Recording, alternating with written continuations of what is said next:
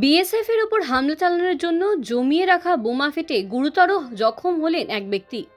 ঘটনাটি ঘটেছে বুধবার সকালে মুর্শিদাবাদের সাগরপাড়া থানার অন্তর্গত সাহেবনগর কাকমারিচর এলাকায়। আহত ওই ব্যক্তির নাম নাজমুল শেখ, বয়স 27। বোমা ফেটে আহত ওই ব্যক্তি বর্তমানে আশঙ্কাজনক অবস্থায় মুর্শিদাবাদ মেডিকেল কলেজ হাসপাতালে ভর্তি রয়েছেন। মুর্শিদাবাদ পুলিশ জেলার অতিরিক্ত পুলিশ লালবাগ রাজপ্রীত সিং বলেন, প্রাথমিক তদন্তে জানা গিয়েছে বিস্ফোরক জাতীয় কোনো জিনিস নাড়াচাড়া করার সময় তা ফেটে ওই ব্যক্তি আহত হয়েছেন। বর্তমানে তিনি হাসপাতালে চিকিৎসাধীন রয়েছেন। ওই ব্যক্তির বিরুদ্ধে নির্দিষ্ট ধারায় মামলা রুজু করা হয়েছে। জেলা পুলিশের এক আধিকারিক জানান, নাজমুল শেখের বিরুদ্ধে বিভিন্ন অপরাধে জড়িত থাকার একাধিক অভিযোগ রয়েছে। নাজমুল এবং তার পরিবারের কয়েকজন সদস্য বাংলাদেশে অবৈধভাবে মাদক এবং একটি বিশেষ কাশির সিরাপ পাচারের সঙ্গে জড়িত। এলাকাবাসীর অভিযোগ, প্রতি বছর শীতকালের রাতের অন্ধকারে এলাকা কুয়াশার চাদরে ঢেকে যাওয়ার পর নাজমুল এবং আরও কয়েকজন বাংলাদেশের অবৈধভাবে মাদক পাচার করে। বাংলাদেশে অবৈধভাবে মাদক পাচার আটকানোর জন্য বিএসএফ এবং স্থানীয় পুলিশ সম্প্রতি কড়া মনোভাব নিতে শুরু করায় পাচারকারীরা শীতকাল পড়লেও বাংলাদেশে পর্যাপ্ত পরিমাণে মাদক পাচার করতে পারছেন না বলে স্থানীয় সূত্রে খবর। স্থানীয় সূত্রে জানা যায়, মঙ্গলবার গভীর রাতে ভারত বাংলাদেশ সীমান্ত এলাকায় নাজমুল আরও কয়েকজনের সঙ্গে গিয়েছিল। এরপর ভোরবেলা সে যখন বাড়ি ফিরে আসে তখনই প্রবল বিস্ফোরণ হয় তার বাড়িতে। এই ঘটনায় নাজমুলের হাত এবং শরীরের অন্যান্য কয়েকটি অংশে গুরুতর চোট লাগে। মঙ্গলবার গভীর রাতেও নাজমুল বাংলাদেশে মাদক পাচার করতে গিয়েছিল। সেই সময় সে নিজের সঙ্গে বেশ কিছু দেশি সকেট এবং সুতলি বোমা নিয়ে গিয়েছিল। তার উদ্দেশ্য ছিল বিএসএফ যদি পাচারে বাধা দেয় ওই বোমাগুলো দিয়েই বিএসএফ এর উপর হামলা চালানোর। সূত্রের খবর, বিএসএফ এর তরফ থেকে মঙ্গলবার রাতে কোনো বাধা না পাওয়ার কারণে নাজমুলকে ওই বোমাগুলো ব্যবহার করতে হয়নি। অব্যবহৃত বোমাগুলো নিয়ে এসে যখন বাড়ি ফিরে আসে সেই সময় দুর্ঘটনাবশত কয়েকটি বোমা বাড়ির মধ্যেই ফেটে যায় এবং তাতেই নাজমুল গুরুতরভাবে আহত হন। আপনারটা খুলে তাকে দিয়েছে কি দেখেন তো, ভোটার লিস্ট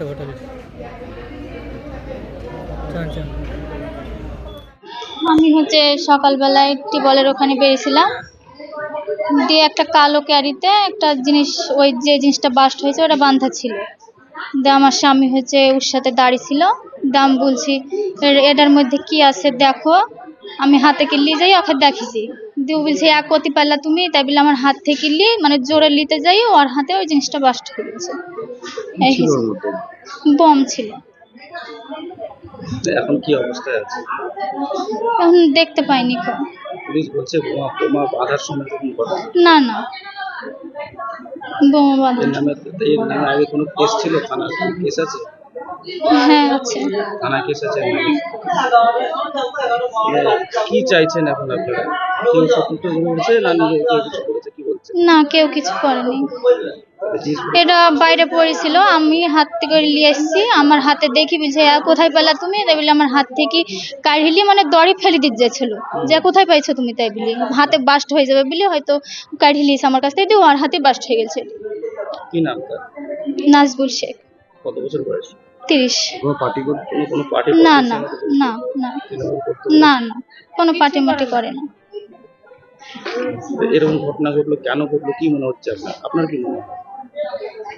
আমার কিছু মনে হচ্ছে না। ওখানে কেউ রেখেছিল বা হ্যাঁ এরমই হতে পারে, কেউ হয়তো রাখিছে। আমি গিয়েছি বলে সকালবেলায় ব্রাশ করবো তাই বলে গিয়েছি, দিয়ে একটা কালো ক্যারিতে বাঁধা আছে জিনিসটা, দিয়ে আমি ওকে নিয়ে এসে দেখেছি, বাইর করে দেখেছি। আমি তো জানিনি যে জিনিসটা কি, দিয়ে আমার হাতে দেখেও আমার হাত থেকে জোরে নিতে গেছে। না কোনো শত্রু ছিল আপনাদের? আমাদের সবাই শত্রু।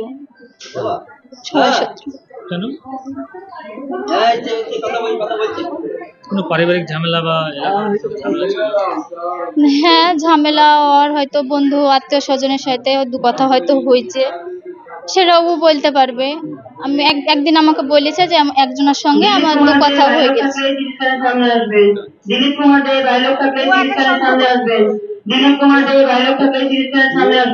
এই ঘটনা ঘটার পর থানা থেকে পুলিশ আসলো নাকি? কে নিয়ে আসলো হাসপাতালে?